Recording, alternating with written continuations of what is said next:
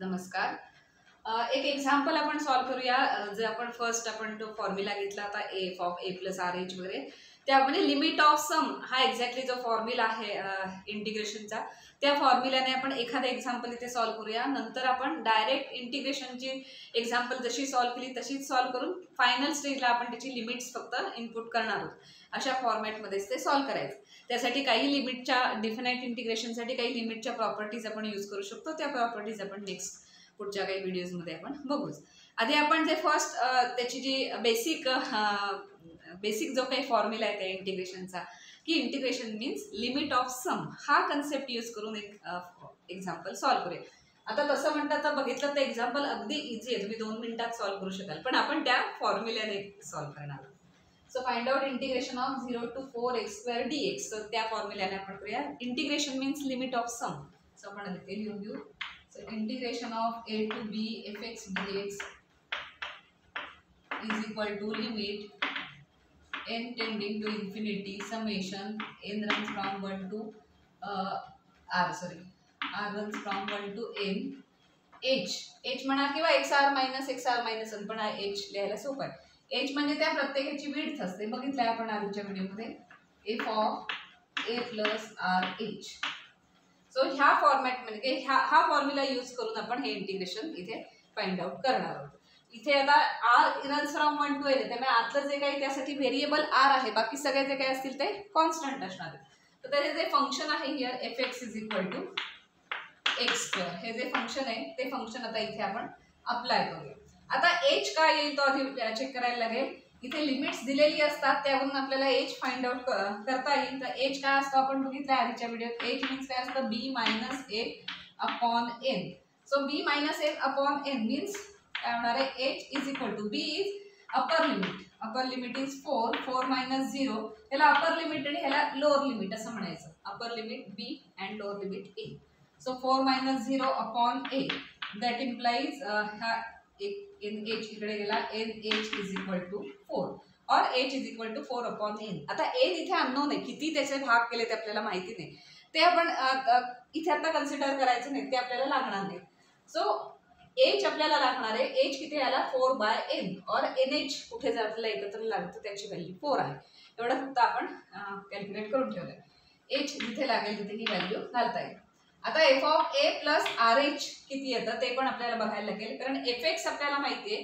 F x वरून F A means काय येणार आहे, एक्स जिथे आहे त्या ठिकाणी ए, हे जर रिप्लेस केलं तर एफ ए मिळेल. पण तसंच F of A plus R H करायचं असेल तर एफ एक्सच्या तिथे ए प्लस आर एच असं रिप्लेस करावं लागेल.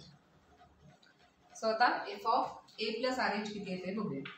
F of A plus R H, आता इथे ए च्या ठिकाणी काय 0 आहे, म्हणजे ए ची व्हॅल्यू आहे 0. सो एफ ऑफ एक्स इथे प्लेस करणार ना, ए ची व्हॅल्यू आहे 0 plus R H which is equal to F of R H.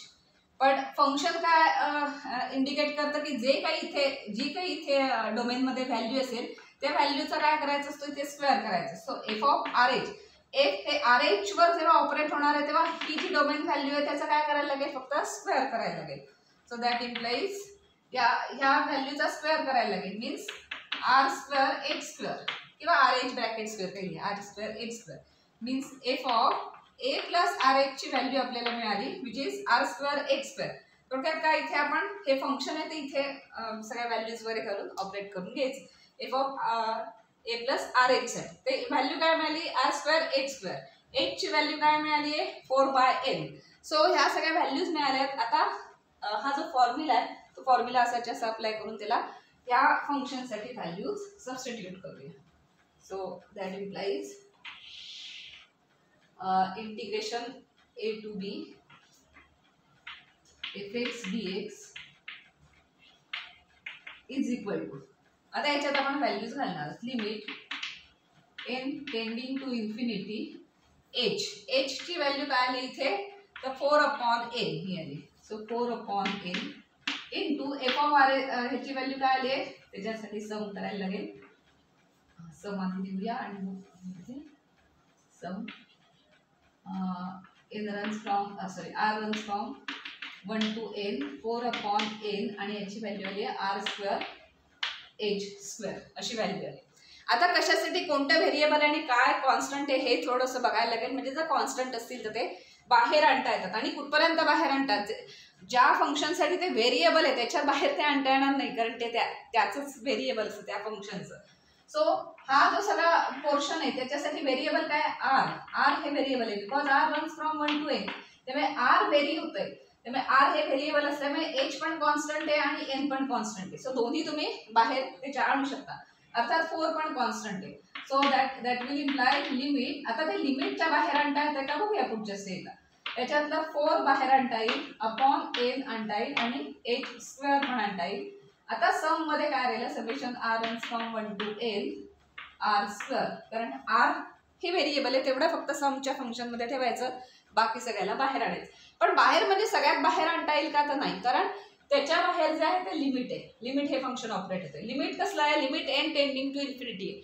So n त्यासाठी या लिमिटसाठी n हा काय असणार आहे, व्हेरिएबल असणार आहे. 4h² हे तुम्ही याच्या बाहेर आणू शकता. पण h ची व्हॅल्यू पुन्हा आपल्याला लिहायची ती 4/n येणार आहे. त्यामुळे इथे h ची व्हॅल्यू लिहायला गेली तर 4/n येणार आहे. त्यामुळे ते इथे राहणार आहे. त्यामुळे h ला आता बाहेर आणता येणार नाही, कारण h दिसताना कॉन्स्टंट सारखं दिसतोय पण तो in the form of n आहे. त्यामुळे त्याला बाहेर आणता येणार. सगळ्या फक्त 4 ला इथे आणता येईल. पण आता ह्या स्टेजला आपण h² ची व्हॅल्यू करू. त्याच्यानंतर हे जे आहे त्याच्यासाठी आपण काय करू शकतो की समेशनचा फॉर्म्युला आपण यूज करू शकतो. आता हे स्क्वेअरची सम म्हणजे किती असते किंवा क्यूबची सम किती असते, नुसत्या नॅचरल नंबरची सम किती असते, ह्याचे फॉर्म्युले झाले होते बघा कधी 9वी 10वीला वगैरे झाले असतील. तर तो फॉर्म्युला आपण इथे डायरेक्ट अप्लाय करणार आहोत. आणि इथला फक्त 4 कॉन्स्टंट आहे जो सगळ्यात बाहेर येईल आणि h² आपल्याला n च्या फॉर्म मध्ये व्हॅल्यू लिहावी लागणार आहे. सो सगळ्यात बाहेर सपोज 4 आला तर limit n tending to infinity h² means काय असणार आहे, 4². म्हणजे लिहूया सगळं, हे 1/n आहेतच, इंटू h² ची व्हॅल्यू किती आली, 4² मीन्स 16/n². 4/n आहे ना त्यामुळे. आता ह्याची व्हॅल्यू किती येणार आहे बघूया.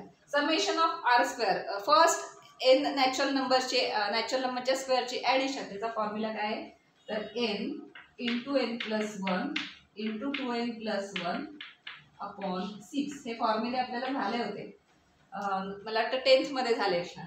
सो हा स्क्वेअरच्या फर्स्ट n नॅचरल नंबर्स असतील तर त्यांच्या ॲडिशनचा काय, इंटू n+1 अपॉन 2 वगैरे. त्याच्यानंतर त्यांच्या स्क्वेअरच्या ॲडिशनचं काय, त्यांच्या क्यूबच्या ॲडिशनचं काय, असे फॉर्म्युले आपण घेतले होते. सो तो फॉर्म्युला आपण इथे डायरेक्ट अप्लाय करायचा. आता आपण काय काय कॅन्सल होतोय का, काही राहतंय, काय काय होतंय ते सगळं बघूया. आता ह्यातलं पुन्हा 4² हा कॉन्स्टंट आहे, तो ऑल द वे सगळा बाहेर येऊ शकतो. So 4² means 16 into 4 means 64. तर आपण डायरेक्ट लिहूया इथे 64 into limit n tending to infinity. इथे किती आलं, 1/n³ झालं की n इंटू n² ठेवूया आपण. बघूया इथे काय काय येते, अजून काही कॉमन घेता येते का. आता या सगळ्यातनं n n n असे जर बाहेर काढले तर किती येतील, 3n येतील. हा एक n आहे, हा n, आधी एक n इथेच कॅन्सल करूया, म्हणजे हा n इथे कॅन्सल झाला, फक्त 1/n² राहील. आता ह्याच्यातून n आणि, कारण डायरेक्ट लिमिट घेता येणार नाही, limit n tending to infinity आहे. डायरेक्ट लिमिट इथे कॅल्क्युलेट करायला गेलं तर इन्फिनिटी व्हॅल्यू येणार आहे. आणि आपल्याला काही सगळ्याच्या व्हॅल्यूज इन्फिनिटी येत नाहीत लिमिटच्या, आपल्याला माहिती आहे, लिमिट चॅप्टर आपण बघितलेला आहे. सो काहीतरी आपल्याला ऍडजस्टमेंट करावी लागेल आणि पॉझिटिव्ह निगेटिव्ह म्हणजे रिअल व्हॅल्यू काहीतरी काढावी लागेल. सो हे तर बाहेर आले, 64 बाहेर आले, लिमिटमध्ये 1/n² राहिले.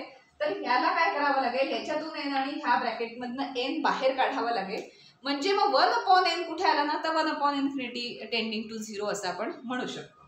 सो फायनल काय येणार आहे, 64 बाहेर आले, limit n tending to infinity 1/n² into, आता ह्या ब्रॅकेटमधनं आपण n बाहेर काढूया, मीन्स काय होणार आहे, n इंटू 1+1/n. यातनं n बाहेर काढला की इथे राहणार 1 आणि इथे राहणार 1/n. त्याच्यानंतर ह्या ब्रॅकेट मधनं पण n काढूया, म्हणजे n² होईल आणि काय राहील, 2+1/n राहील आणि अपॉन 6. आता लिमिटचे कन्सेप्ट यूज करायचे, म्हणजे कॅल्क्युलसमध्ये कुठलाही कधी कन्सेप्ट लागू शकतो, कधी अल्जेब्रा लागतं, कधी जॉमेट्री लागतं. सो आता काय करायचं, इथे लिमिटचे कन्सेप्ट यूज करायचे. म्हणून 4² वगैरे फक्त सगळे कॉन्स्टंट पण बाहेर, 6 पण बाहेर येणार आहे. ते सगळे बाहेर येतील, ते सगळं ठीक आहे, पण एन न्यूमरेटरला राहून चालत नाही, तर मग इन्फिनिटी येईल आज. ते येऊ नये म्हणून आपण काय केलं, ह्याच्यातनं एक एन कॉमन घेतला, ह्याच्यातनं एक एन कॉमन घेतला. तो बाहेर काढल्यानंतर अनकॉमन टर्म राहिला इथे 1, 1 + 1/n, इथे राहिले 2 + 1/n, आणि हे 6. आता हे 6 पण बाहेर आणूया. So that implies 64/6 into limit n tending to infinity 1/, आता इथे बघा हे n² आणि हे n² कॅन्सल झाले, तर काय काय राहिलं, 1 + 1/n इंटू 2 + 1/n. आता याच्यात काही अजून आता आपण डायरेक्ट लिमिट घेऊ शकतो. आता लिमिट सिंपल झालंय, कारण डिनॉमिनेटरला इन्फिनिटी आलं की ते 0 होतं. सो ह्याच्यात काय होणार आहे, 2 चा भाग जाईल, म्हणजेच 32/3 32/3 लिमिट. आता लिमिट आपण व्हॅल्यू घालूया, 1 + 1/∞, 2 + 1/∞, म्हणजे हे झालं 0, हे झालं 0, म्हणजे 2 × 1 झालं म्हणजे 2, आणि इथे 32. सो दॅट इम्प्लाइज 32 × 2/3 मीन्स झाले 64/3. So final answer integration of x² 0 to 4 चा आन्सर किती आलं, 64/3. त्यासाठी आपण हा फर्स्ट जो फॉर्म्युला होता, डायरेक्ट जो इंटिग्रेशनचा बेसिक फॉर्म्युला आहे, तो फॉर्म्युला अप्लाय केला आणि ते केलं. सो इंटिग्रेशनचा बेसिक फॉर्म्युल्यातनं जेव्हा तुम्ही सॉल्व्ह कराल तेव्हा लक्षात ठेवा, f(a + RH) ची व्हॅल्यू काढायची, h ची व्हॅल्यू काढायची, ती सगळी तिथे प्लेस करायची, आणि मग काही असे अल्जेब्रातले काही आपल्याला फॉर्म्युले वगैरे अप्लाय करायला लागले तर ते करून नंतर त्याचं लिमिट घ्यायचे, because limit n tending to infinity आहे. म्हणून पुन्हा लिमिटचे कन्सेप्ट येणार आहेत की n टेंडिंग टू इन्फिनिटी असेल तर न्यूमरेटरमध्ये n चालत नाही, मग त्यासाठी काय ॲडजस्टमेंट लागतील, ज्यामुळे डिनॉमिनेटरमध्ये n जाईल, त्यासाठी ते सगळं करायचं. n तिथे कुठेही न्यूमरेटरमध्ये राहिला तर तुमचा आन्सर येणार नाही. सगळे n डिनॉमिनेटरमध्ये असतील तर मग ते आन्सर तुम्हाला काहीतरी त्याचं लिहिता येईल. सो हे तुमचं इथे फायनल आन्सर आहे. नुसतं डायरेक्ट इंटिग्रेशनचं आपण जे फॉर्म्युल्याने आता पुढे सॉल्व्ह करणार आहोत ते तर तुम्ही लगेच ओरली सांगू शकता. 64/3 आन्सर कसं आलं असेल तर x³/3 हे त्याचं इंटिग्रेशन आहे, आणि x³/3 मध्ये एकदा 4 घालायचं, एकदा 0 घालायचं, आणि मग ते सबट्रॅक्शन केली की ते हे आन्सर येणार. ते त्या टाईपने तुम्ही 2 मिनिटात सॉल्व्ह करू शकता. हे फक्त आपण मेन फॉर्म्युल्याने इथे सॉल्व्ह केलं.